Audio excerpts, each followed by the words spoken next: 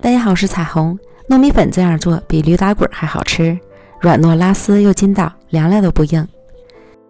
先准备160克糯米粉，加入40克普通面粉、40克糖、210克牛奶、10克油，充分搅匀，成为细腻顺滑的面糊。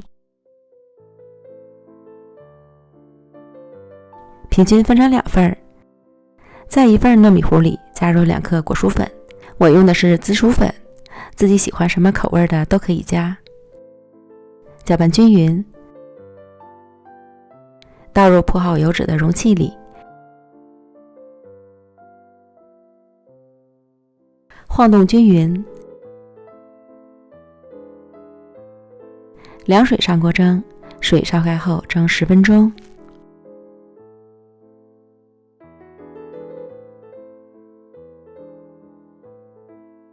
10分钟后取出来，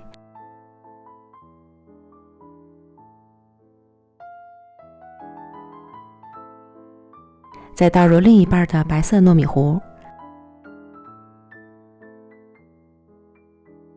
晃匀，再送回到锅中，蒸10分钟。时间到了，取出来，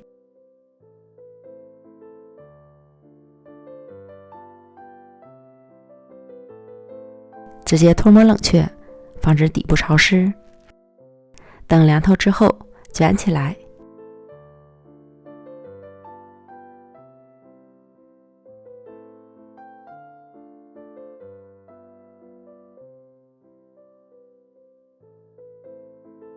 轻轻地搓均匀。